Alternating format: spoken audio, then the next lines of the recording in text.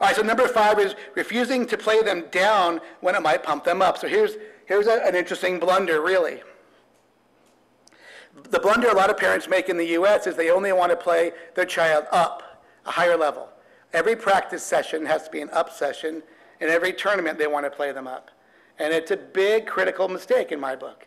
I had a parent last week say, if you make my daughter play with little Martha, we're taking her somewhere else.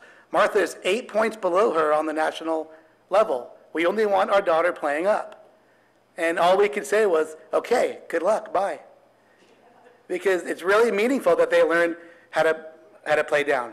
So we're going to kind of go into it a little bit deeper later on, but this photo is my daughter Sarah and her doubles partner growing up, Vanya King. And as you know, Vanya won Wimbledon and US Open this year. But Vanya did something very, very interesting when they were 17. Vanya didn't find great success winning national titles in the US, so she wasn't getting any love from the USTA wildcard department. So instead of playing the junior national circuit in the summer, she went to Asia and played Indonesia. She played some real far-off, exotic ITF smaller junior tournaments. And out of the 4 tournaments, she won 2. Now, along that road, the meaningful thing was she learned how to compete and stay composed for 5 matches a tournament, and which is a skill. Can you play well for 12 sets in a row, not just 30 minutes in a row, right? So anyway, she came back. The USTA gave her wild cards into a couple of major events, including the US Open. I think she got a terrific draw, and she played incredible. She at least made it to the 3rd or 4th round, and by the end of the year, she was top 50 on the WTA Tour, and she never even looked back at junior tennis. And so the key for her was she played down to learn how to win. So that might be meaningful, playing down occasionally. So far, so good out there? Is this stuff meaningful? Yeah? Okay, awesome. We'll keep going. Parental blunder. Because I could go to the bar. I mean, I saw a cool bar down there. Sorry, Travis. He's shaking his head. Why did I invite this guy? Man. As parents find success and the juniors find success, sometimes parents have a little bit of an ego and they're not very flexible. So we want to make sure we gently encourage that. For us, if we have parents that really demand, they want their kids into the highest level junior clinic, we ask them just to call back every week, and you'll get in. Stay flexible. Maybe there's not room this week for your little phenom, but there'll be room next week. In the U.S., it's known if a first round match starts at 10 a.m., they usually go on at 11 or 11:30. And so you got to be flexible a little bit with that stuff. At first, they may not even get into a national tournament. They may be on the alternate list, even 12 out of the tournament.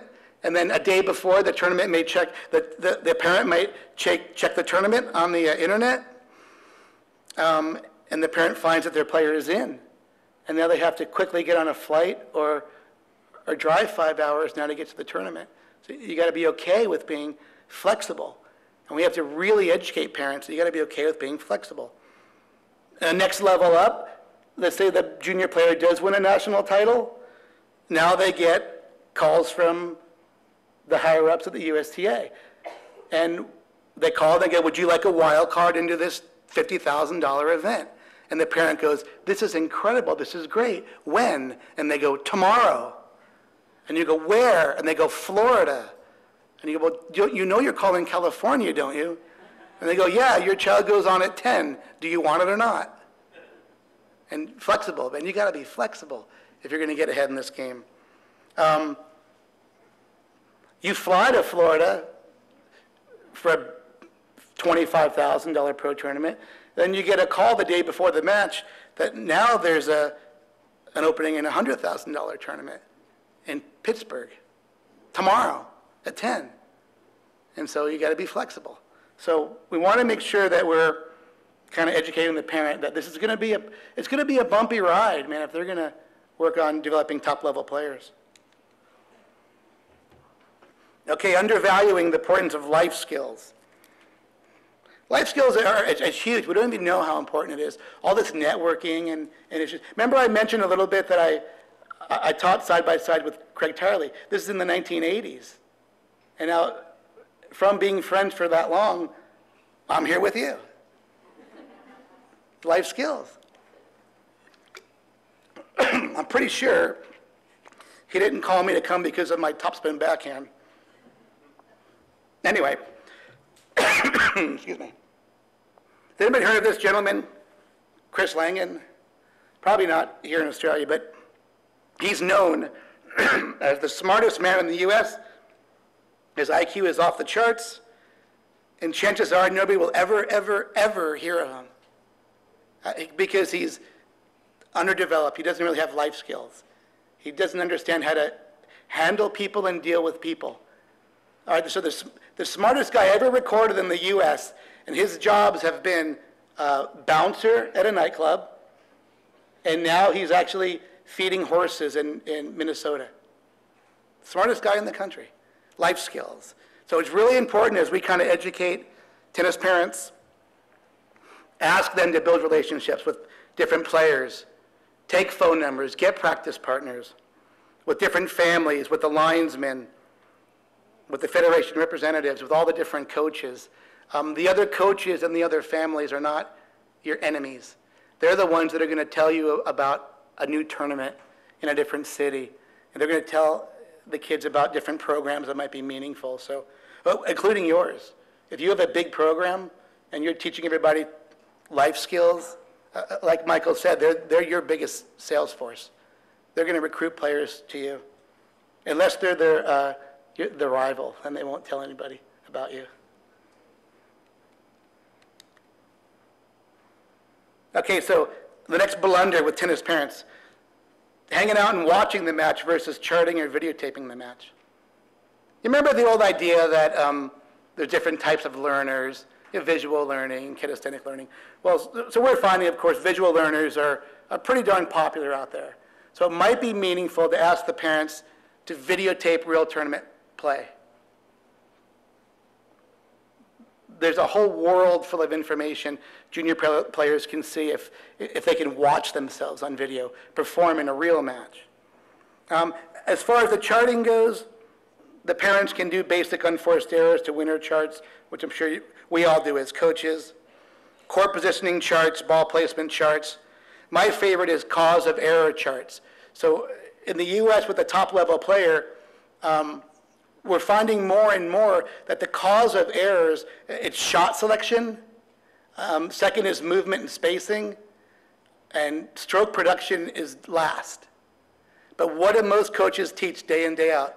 Stroke production. So you never see a kid walk off the court and go, I would have won if my backhand follow-through was 2 inches higher.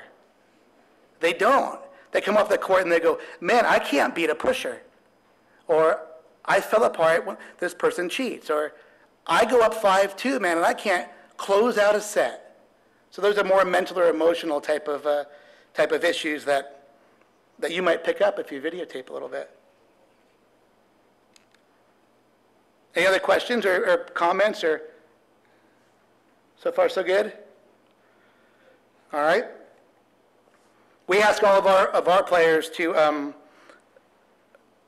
abide by the school methodology of training. And so all we mean by this is we sit down with the parents once a week. And you know when the children are going through school, they might be going through an hour of math, science, and history, and in the U.S., social studies.